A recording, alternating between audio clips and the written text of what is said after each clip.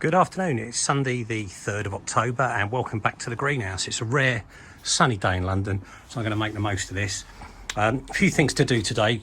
The crop's still going unbelievably well. I'll just kind of give you a bit of an idea of what we've still got going. I haven't done any postings recently, but I've been cropping these probably once a week and I'm getting just a massive yield off them, better than I've ever had before.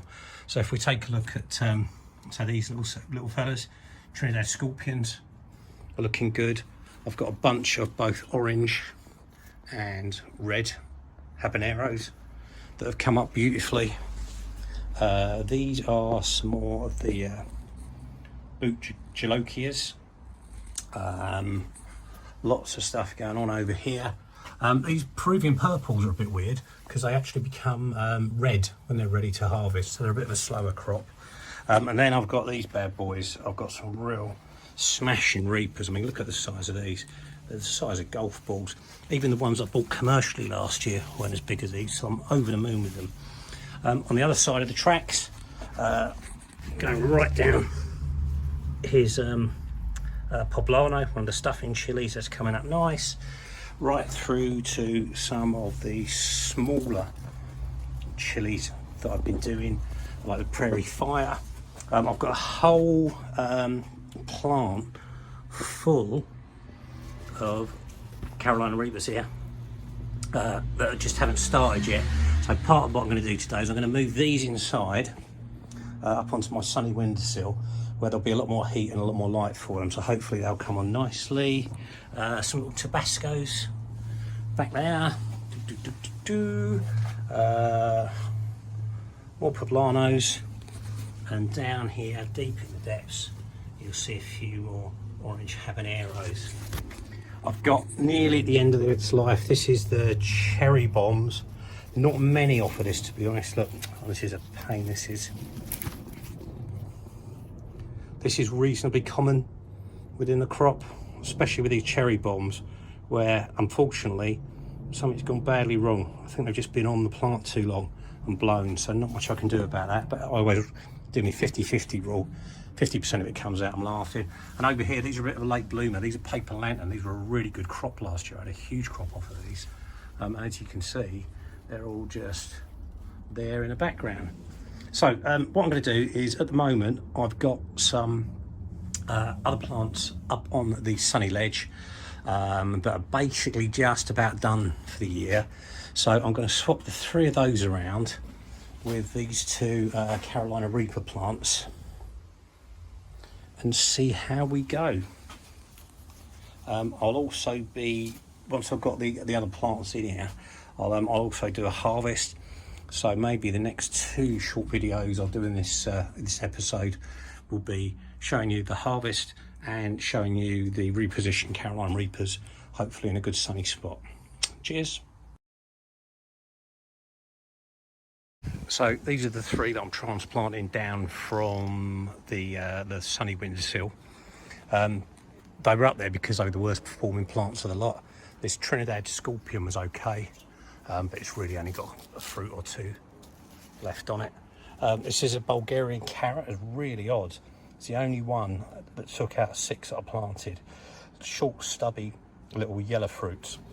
And we did those on the barbecue. They were quite nice. And then there's Tabascos. Again, they're just not coming up well. What you'll see with a lot of these leaves is that I've got some aphids upstairs as well. So I've taken advantage of this morning and I've washed all the windowsills, windows, and just done away with all of the aphid infestation. You can probably see these little white lumps, which are little aphid buggers. These are the other bits and pieces that were up there. So this is the Bulgarian carrot. I think I showed you some of these previously. They will go a lovely red, but again you can just see where these aphids have gone mad. Couple other bits and pieces. What do we have here? Oh, sweet banana. Yeah, this is all the sweet bananas, and these again are the prairie fires. So that little fella's ready to go. These kind of dark reds, but the other fruits aren't. And again, what you'll see is you'll just see these aphids all over them. So what I'm going to do now is, rather than put these straight into my aphid-free greenhouse, I'm going to give them a damn good drenching in an aphid killer and I'm going to probably leave them out overnight or until I'm satisfied these aphids are under control. As I say, these are kind of they're not the first class plants, so I'm not too concerned if they're out in the elements for a bit. I'd certainly like to see these lovely fruits harvested because they're so unusual and they're so large. Right, that's that for the minute. I'll start squirting. Right, I've got the harvesting done. Going through the plants, there's a number of them that are done that I'm not going to get anything more out of. And pretty much exhausted themselves for the year. So they are going to go to the big compost heap in the sky. And what that's doing for me is that's creating a lot more room for me. So it's much easier for me to get to fruits on the ones that are producing, much easier to water as well. I'll show you the fruits that I've harvested once I've got all this nice and straight. So back in a minute. Right, we're back in the greenhouse about an hour or so later. It has rained heavily because it's the autumn and it's like that. So what you can see probably is I've got rid, well, I've kind of pared down a lot of the chilies. So a lot of the plants that weren't productive I've got rid of. The ones that are still producing are all nice and safe. A little bit of a rearrangement in where stuff is, so that's all cool. This is the crop, or the latest crop. So I've got a bunch of red habaneros there, which are lovely. Trinidad scorpions, I can't imagine how many of these I've got now. It's just been a great year for the scorpions. These are really cool. The orange habaneros, couldn't grow those last year. Same as the red actually, these are two that I'm dying to try. Padron peppers, big greenies there, they're looking good. Boot Chilokias, so these are number 2 on the hit list of hots. The paper lanterns have started up. I had a number of plants planted, but I've only had 1 or 2 that have actually fruited this year. And then just some real funny odds and sods. So cherry bomb, tea pan, which I've never done before, very much like the prairie fire, and a couple of the Peruvian purples. I mentioned earlier that they go kind of a red colour rather than that dark colour purple that you'd have thought. So yeah, everything's where it needs to be. I've also had a chance to plant out some herbs that I've meant to plant, so I've recycled some of the troughs that the chilies are in. I've got a few other odds and sods in here. I'm going to give everything a very good water because now the sun's out, bizarrely enough. You just can't make it up, can you? So that's pretty much where we are. The rest of the garden is all looking fine. Just a quick one with the old hanging baskets. So we've still got some standout beauties. This is the advantage of overpacking these things. So you'll get stuff all throughout the year, even at the end of the season. Fuchsias, which are just amazing. I think these are gazanias. Really beautiful.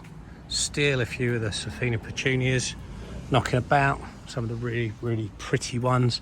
And just to be clear, I shot by those as plug plants because they're so unique. I couldn't grow those from seed.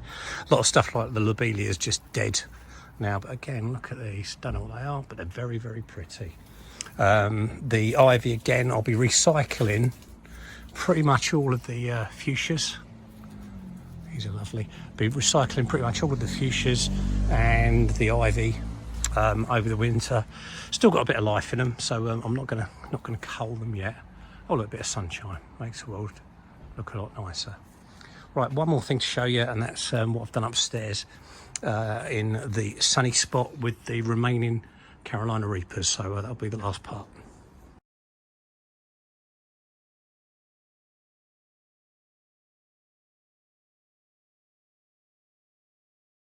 Right, here we are, we're indoors now, and this is the infamous sunny windowsill. So all I've got here now is 6 Carolina Reapers. And what you can see is some of the fruits started to colour out. Really pretty, really gorgeous. And as you can see, this is a very sunny windowsill.